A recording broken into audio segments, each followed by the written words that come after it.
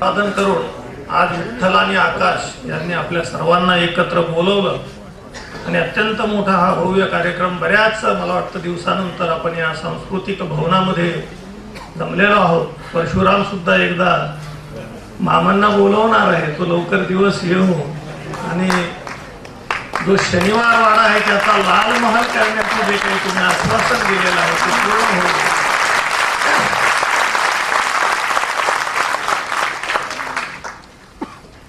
तर खरा एकदा टाळ्या वाजवा आकाश सोनवणे आणि विठ्ठल गायकवाड यांनी जे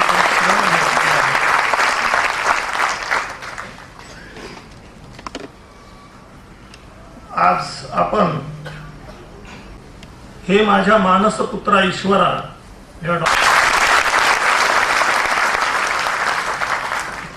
आता तुम्ही तापलेले असल्यामुळे विधिवत झालं म्हणण्याची काही मला वाटतं गरज नाही. हे पुस्तक विक्रीसाठी उपलब्ध असेल असं तर हे पुस्तकही विक्रीसाठी उपलब्ध आहे. मामांनी आपल्याला प्रसाद घेऊन जायला सांगितला, तो आपण घेऊन जावा. अध्यक्ष समारोप अपेक्षित असल्याप्रमाणे खूप वेळ लांबवू नये, मला काही शक्य नाही कारण की तशी काही आपल्याला अपेक्षा नाही. मामा देशमुख सरांचं व्याख्यान ठेवावं आणि त्यासाठी कोणीतरी एक औपचारिक असा अध्यक्ष असावा म्हणून तो मी झालेलो आहे. अत्यंत चांगलं जे फोडणीचं तुमचं तापलेलं आहे ते आता थंड करण्याची माझी खरंच म्हणजे इच्छा नाही. फक्त मला सतत एकच पुन्हा पुन्हा सांगायचं आहे की आता मामा देशमुख सरांनी जे सांगितलं त्यात आम्ही आमच्याबद्दल कधी बोलणार आहोत.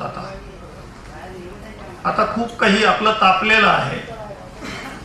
आमच्या बहुजन समाजाच्या कुठल्याही कार्यक्रम हा सर्वांच्यासाठी असताना फक्त पुरुषांच्यासाठीच आरक्षित असलेला जो होतो तो न होता जोपर्यंत आमच्यामध्ये 50% किंवा त्यापेक्षाही जास्त महिला उपस्थित राहणार नाही तोपर्यंत आपण पाणी किती तापवलं तरी त्याच्यातून आंघोळ होणार नाही. आपण लक्षात घेतलं पाहिजे त्याची वाट.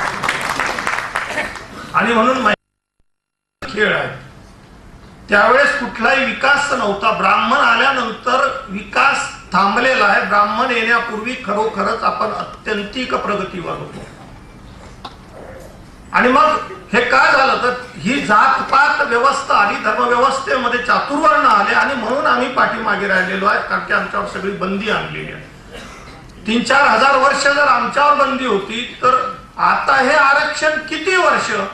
शेवटचा ब्राह्मण आत्महत्या करेपर्यंत आरक्षण लागू राहील भारतामध्ये.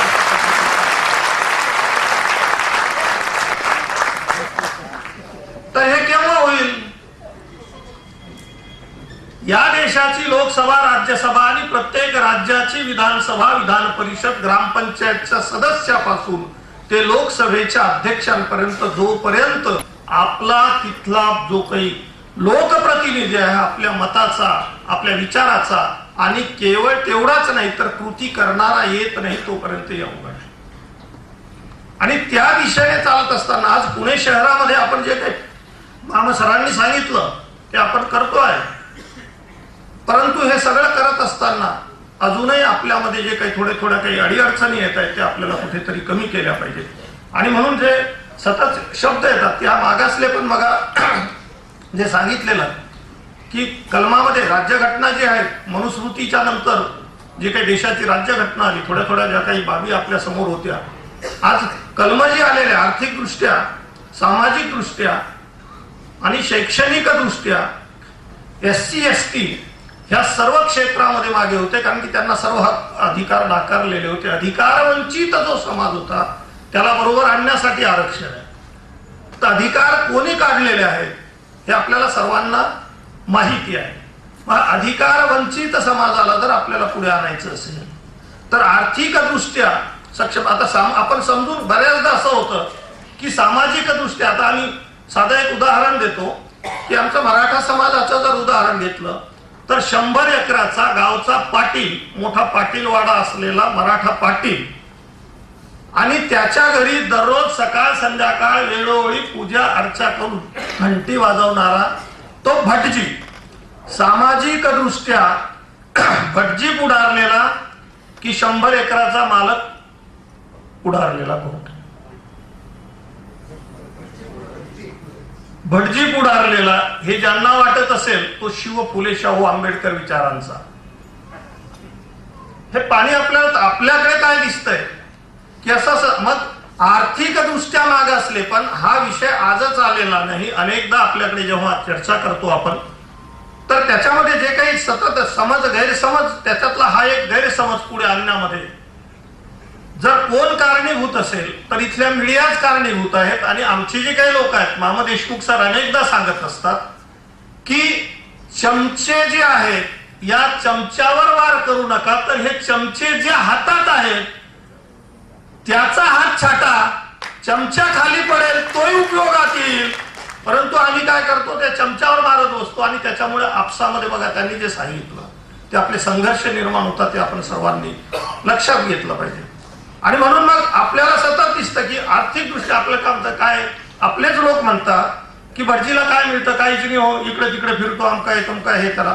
परंतु गावातल्या भटजीचं ज्याला खायला दाणे नाही, मग त्यांनी सांगितलं की जो भीक म्हणजे अर्थशास्त्राचं जर तत्व लावलं आपण तर ज्या माणसाकडे 1 एकर शेती आहे त्या माणसाची 60 वर्षानंतर शेती किती व्हायला पाहिजे? जर त्याच्याकडे 1 रुपया असेल तर 60 वर्षानंतर त्याचे 724. हे का होतं? कारण की सामाजिक दृष्ट्या जे काही आपण म्हणतो मागासले, पण ते केवळ गरिबीवर अवलंबून नाही तर तुम्हाला उपलब्ध असणाऱ्या. तर हे काय झालं, अजूनही आपल्याकडे बघा ते सर सांगत होते पुस्तक घेऊन जा, पुस्तक घेऊन जा. म्हणजे आम्ही काही पुस्तकं पोट भरण्यासाठी लिहिले तशातलं भाग. तर मामा देशमुख सरच सांगतात की ज्याच्या घरात नाही पुस्तकाचं कपाट ते घर केव्हाही होऊ शकतं सपाट. आपण फुले शाहू आंबेडकर वगैरे हे सगळं सतत म्हणत असतो, नावं घेत असतो. नावं घेऊन हे डोक्यावर मिळवण्याचे विषय नाही, ते डोक्यात घातले पाहिजे. इच्छा मरण यायचं तेव्हा येईल कोणालाही. पण आंबेडकरांना ज्यावेळेस विचारलं की तुम्हाला जर इच्छा मरणाची संधी दिली तर कुठे मरावं वाटेल, त्यांनी सांगितलं खरंच मला इच्छा मरणाची संधी दिली तर मला अत्यंत चांगल्या एखाद्या लायब्ररीत वाचनालयात मरावं असं वाटेल. हे कशासाठी? ते लाकडं जळत नाही, पुस्तकं जळकर जाणार म्हणून. म्हणून ही संधी आम्हाला जेव्हा जेव्हा येते आरक्षण किंवा कुठल्याही क्षेत्रामध्ये, आता ह्याच्या पुढे आम्हाला आपसात संघर्ष नको असेल तर आम्हाला आपसामध्ये प्रत्येकाला त्या त्या दिशेने एक प्रबुद्ध दिशेने मी विचारवंत कसा होईल, मी जे काही घेतलेलं आहे चांगलं असेल ते इतरांना कसं देईल अशा दिशेने गेलो तर हे जे काही षडयंत्र आहेत हे तुम्हाला आम्हाला जर सगळ्यांना दिसत आहेत, आगी लागलेल्या आहेत, तर त्या दिशेने आपल्याला जाता येत. आणि मला वाटतं 4 वर्षात आपण पुणे शहरामध्ये अत्यंत यशस्वी झालेलो आहोत आणि संपूर्ण देशभरामध्ये मामा देशमुख सर म्हणाले तसे एक अत्यंत चांगलं वातावरण निर्माण झालेलं, सगळीकडे एक अत्यंत चांगली हवा आहे. अन्यथा एवढे मोठे दंगे धोपे किंवा बॉम्बस्फोट झाल्यानंतर काहीही झालेलं नाही. याचं कारण असं आहे की आता आमचा संपूर्ण बहुजन समाजातला तरुण हा फुले शाहू आंबेडकरी विचाराच्या थोडाफार जवळ जायला लागलेला आहे, समजून घ्यायला लागलेला आहे. आणि आपण सर्वजण जे काही चळवळी करतो आहोत ह्या चळवळीतून आता हे यश आपल्याला दिसत आहे. आणि हे यश जर आपल्याला गमवायचं नसेल तर मग मी सांगितल्याप्रमाणे आपल्यातले जर काही मतभेद असतील तर ते मतभेद सरफेसवर येऊन एकमेकाचे डोके न फोडता कुठेतरी एकत्र बसून आता मिटवण्याची गरज आहे. आता कोणीतरी तुम्हाला आम्हाला ते सांगायला येणार नाही. म्हणून आरक्षणाच्या बद्दल जे काही वेगळ्या वेगळ्या पद्धतीने अजून आपल्यातलीच मुलं घेतल्या जातात. आमच्या ओबीसीची मुलं, टाइम्स ऑफ इंडियामध्ये असं आलं की 3 मुली इथल्या बीजे मेडिकल कॉलेजच्या नाही मी आरक्षण न घेता पुढे आलेलं. आरक्षण न घेता पुढे यावं ही अपेक्षाच होती की एकदा तुम्ही जर त्या उंचीला आले तर तुम्ही ओपन गटामध्ये गेलं पाहिजे आणि तुमची जागा इतरांना कोणाला तरी दिली पाहिजे. अशा पद्धतीने आपण हीच अवस्था आपण घरी सुद्धा केली पाहिजे की मी जर शिकलो सवरलो मोठा झालो शहरामध्ये येऊन किंवा कुठं स्थायिक झालो असेल तर माझ्या घरची वडिलोपार्जित जर एखादी जागा असेल, जमीन असेल, जुमला असेल तर तो मी इकडे न आणता किंवा विकून तिथल्या माझ्या भावाला त्रास न देता इकडून त्याला मदत करून पुन्हा सर बघा म्हणाले तसे मजला त्याचा चढवला पाहिजे, नाहीतर तुझला काय देऊ मजलाच फक्त दे ही जी काही आपली अवस्था आता ही अपेक्षा नाही. आता इथे काही कोणी तुका म्हणे नाही मोक्षाचे गाठोडे कोणीतरी, हे तर काही ब्राह्मण तुमच्या आमच्या हात येत नाही. ज्या ब्राह्मणांच्या हरामखोऱ्या आहेत त्या मोडून काढल्याच पाहिजे, परंतु आम्ही हरामखोर ब्राह्मण होणार नाही याची सुद्धा जबाबदारी आमची सर्वांची आहे. या दृष्टीने आपल्याला सर्वांना कोणीतरी सांगत आणि म्हणून सतत लक्षात घ्या, ह्या विषयावर त्यावेळेस भरपूर चर्चा झालेली आहे. असं काही समजण्याची गरज नाही. आर्थिक दृष्ट्या मागासलेल्यांना आरक्षण द्यावं. आर्थिक दृष्ट्या मागासलेपणाची फुटपट्टी नाही. आता आपण आपल्या 1-2 मिनिटं छोट्या छोट्या ज्या जाती आहेत, कुंभार काय करतो, वेगळे मडके वगैरे तयार करतो, तयार झाले की बाजारात विकतो, म्हणजे त्याचा एक व्यवसाय तो तयार करतो, त्याच्यातून त्याला पैसे मिळतात, बरोबर. आता त्याच वेळेस त्या गावातला भीक मागणारा ब्राह्मण आर्थिक दृष्ट्या मागासलेल्यासाठी एक जागा आहे. कुंभाराच्याही पोराने अर्ज केला आणि ब्राह्मणाच्याही पोराने अर्ज केला. दिसायला काय दिसतं? ब्राह्मणाजवळ काहीच नाही, बरोबर. तो कुंभाराच्या आहे त्याच्या घरी जातो, म्हणजे आर्थिक दृष्ट्या मागासलेला कोण? ब्राह्मण. त्या गावातला चांबा दिसतं, त्याची मोठी पखाला अमकाय तमकाय, तो कातडे आणतो, जोडे शिवतो, वगैरे वगैरे करतो, म्हणजे त्याच्याकडे काहीतरी उत्पन्न येताना दिसतं. ब्राह्मणाचं कधी दिसत नाही. या देशातील गरीबातल्या गरीब ब्राह्मणाचं वार्षिक उत्पन्न 18 लाख रुपये आहे. हे मी सांगत नाही, चिदंबरांनी सांगितलेलं आहे. मागचा जो तुम्ही बघितलं असेल, आता त्यांनी अशा पद्धतीने सांगितलं नाही, वेगळ्या पद्धतीने सांगितलेलं आहे. आपल्या सगळ्या मघा सांगितलं सरांनी तसं हा काय करतो की आपली इतकी सहानुभूती मिळवतो की आपली सहानुभूती आपण स्वतः विष खाऊन त्याच्यासाठी आपलं आयुष्य देतो. परिणामी गावातले सगळे लोक काय म्हणतात, नाही ते असं आहे. म्हणून हा सगळा शब्दाचा खळा इथे सुद्धा त्या चांभारापेक्षा तो आर्थिक दृष्ट्या मागासलेपणाचा फायदा ब्राह्मणाला मिळणार. म्हणून आर्थिक दृष्ट्या मागासलेपण हे कुठल्याही मोजपट्टीत मोजता येत नाही. ह्या देशामध्ये जेव्हा जेव्हा ब्राह्मण अडचणीत येतो तेव्हा तेव्हा तो स्वतःला जसा हिंदू म्हणतो, तेव्हा एखादा फायदा जर आपल्याला मिळत नसेल तर त्याच्यासाठी तो वेगळे शब्द निर्माण करतो आणि आर्थिक दृष्ट्या मागासलेपणासाठी तो स्वतःसाठी मागणी न करता आपल्याला पुढे करून आर्थिक दृष्ट्या मराठ्यांना कुठलेही आर्थिक दृष्ट्या मागासलेपण मिळणार नाही. म्हणून मराठास आपण सर्वांनी एकत्रित मागणी करूया की आता याच्या पुढे 100% आरक्षण हे आम्हालाच मिळेल. आणि जर खरोखर आर्थिक दृष्ट्या मागासलेल्यांना द्यायचं असेल तर ब्राह्मण वगळता बाकीच्यांनाच दिलं पाहिजे अशी आपली सर्वांची. त्याच्यासाठी राज्यघटना बदलणे वगैरे काय करायचे असेल, त्याच्यामध्ये काही कलम करायचे असतील त्या पद्धतीने केलं पाहिजे. वेगवेगळे संशोधन जे असेल येणाऱ्या दिवसामध्ये, काही दिवसामध्ये, आणि कधी संपणार आहे मी मगा सांगितल्याप्रमाणे ज्या दिवशी सगळी समता, ही विषमता मगा सरांनी सांगितलेलं आहे की आरक्षण तेवढ्यासाठी आहे, दुसरं आरक्षण फक्त भारतातच आहे असे गैरसमज निर्माण केले जातात, तशातला भाग नाही. जगातल्या जवळपास सर्वच देशांमध्ये जे लोक अशा पद्धतीने कुठल्याही कारणाने विकासापासून प्रवाहापासून दूर राहिलेले आहेत त्यांना प्रवाहामध्ये आणण्यासाठी आरक्षण दिलं जातं. हे आपण सर्वांना त्या माहीत असावं आणि त्या दृष्टीने आपण जावं असं मला वाटतं. आणि म्हणून ही अवस्था का आलेली आहे याचं कारण आपल्यावर ते सर्व बंदी होती हे सर्व मी आपल्याला सांगितलेलं आहे. आणि म्हणून जोपर्यंत हा ऐदी वर्ग अशा पद्धतीने आपल्याला फसवेल तोपर्यंत आपल्याला हे चालू ठेवावं लागणार आहे. प्रबोधनाच्या माध्यमातून, वेगवेगळ्या कार्यक्रमाच्या माध्यमातून अशा पद्धतीने एकत्र येऊन, आणि सर्वात महत्वाचं, आता तुमच्या आमच्याकडे चॅनल नाही, पेपर नाही, सगळं काही तुम्हाला आम्हाला माहिती आहे, परंतु तोंड आहे ना. मी अनेकदा म्हणतो आम्ही RSSच्या कुजबुजीबद्दल बोलतो, आपण का नाही कुजबुज.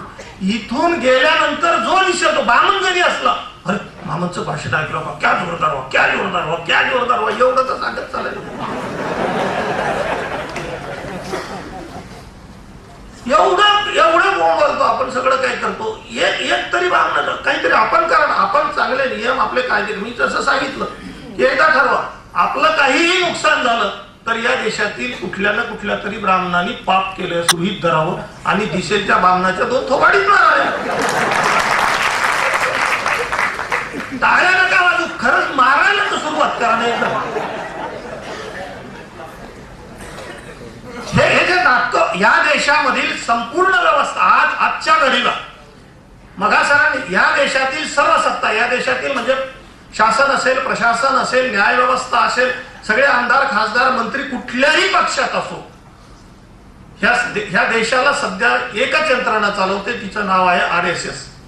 मामा देशमुख सर त्याचा लॉंग फॉर्म सांगत असतात, रामदासी समलिंगी संघ.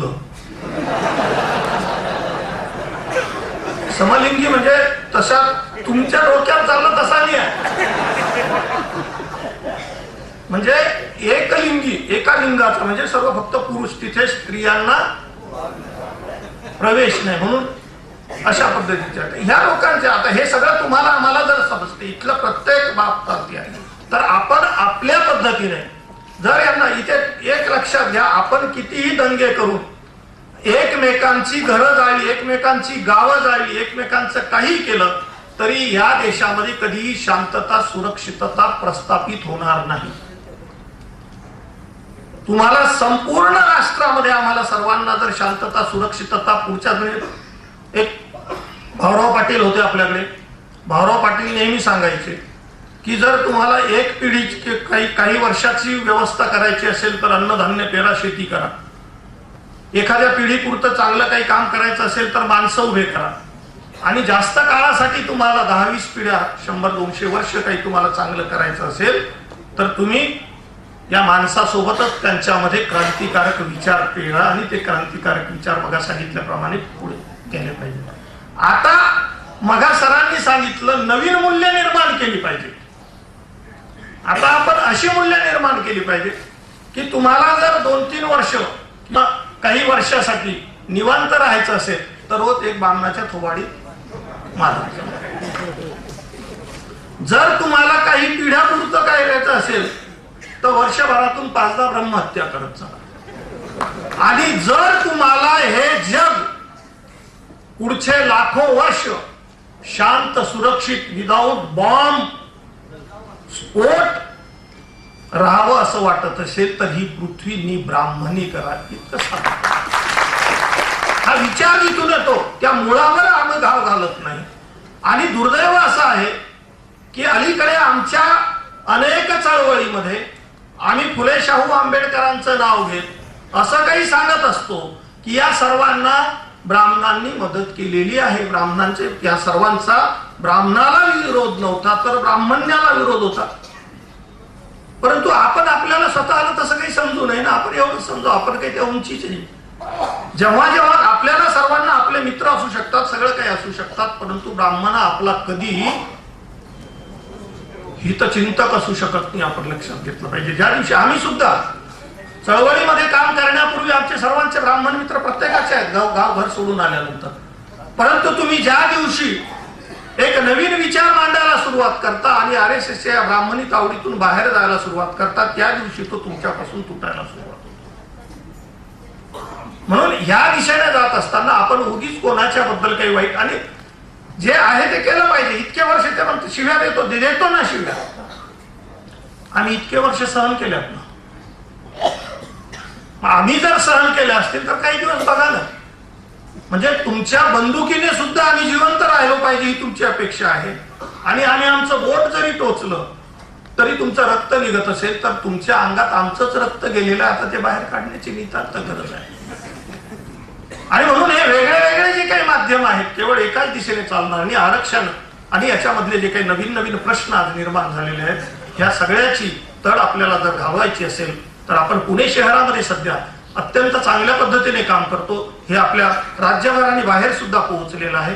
वेगवेगळ्या मानवांचे, महामानवांचे जे काही विचार आहेत ते पोहोचलेले आहेत. म्हणून ह्या पुढे आपण एकच ठरवा, कुठल्याही बहुजन समाजातल्या कुठल्याही छोट्या व्यक्तीने, कुठल्याही मोठ्या व्यक्तीने एकमेकाच्या विरुद्ध आपली वाणी, लेखणी आणि नाणी वापरायची नाही.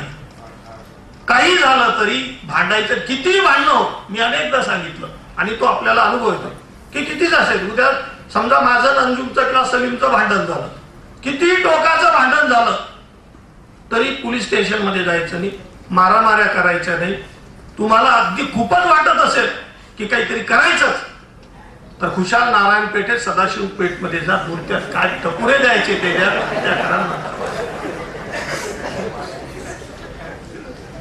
राग थंड करा. काय काय इतके वर्ष आपण कुत्र्या मांजरासारखे मेलोय ना, काय होईल? 100, 200, 500 लोक एकदा मरतील. परंतु आपल्याला जर नेहमीसाठी अशा पद्धतीने काही गोष्टी करायच्या असतील तर ते पण पाहिलं पाहिजे.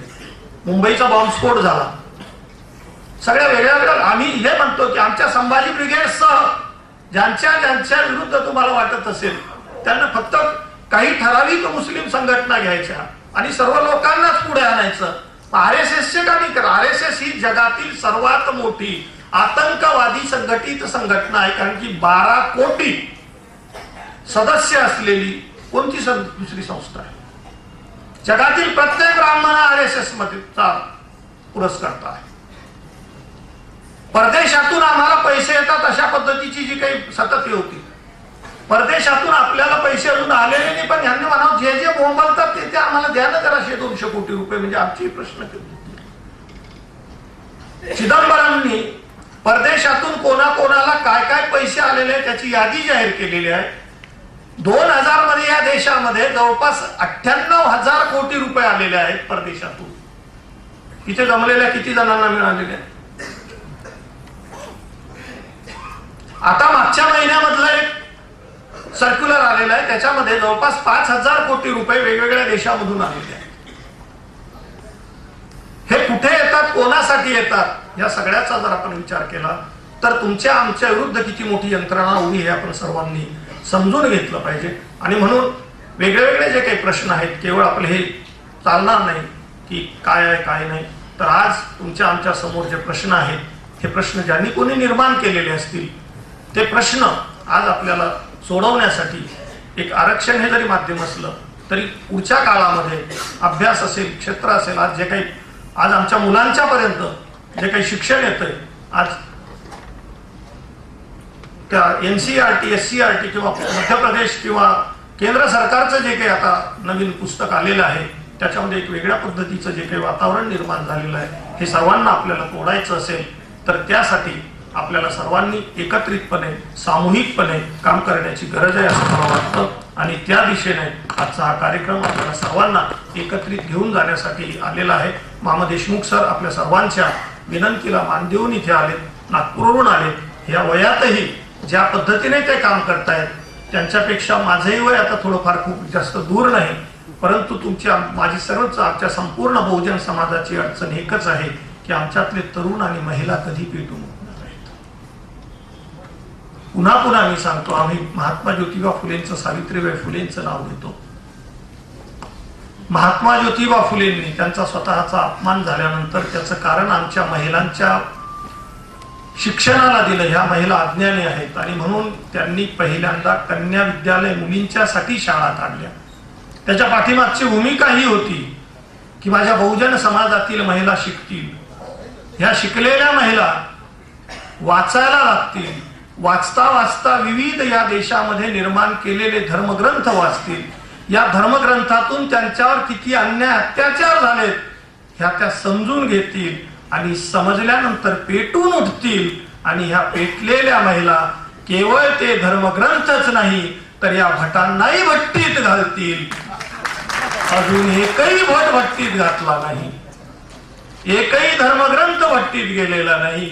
उलट चातुर्मासाच्या पोथ्या वेगवेगळ्या पद्धतीने आमच्या घरापर्यंत आलेला आहे.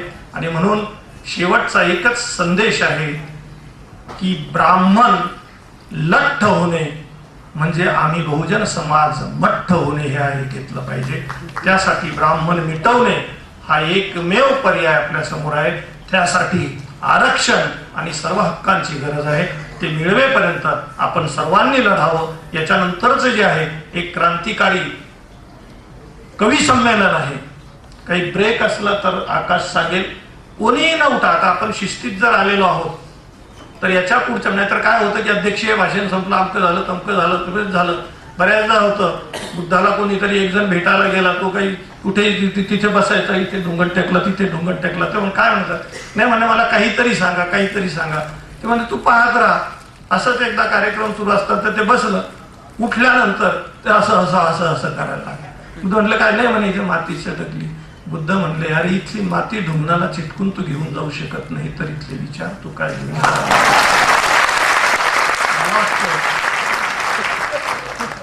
न झटकली तरी हरकत नाही, तर हलकी तेवढी झटकू नका. एवढं जरी केलं तरी धन्यवाद. जय जिजाऊ. घ्यायला हरकत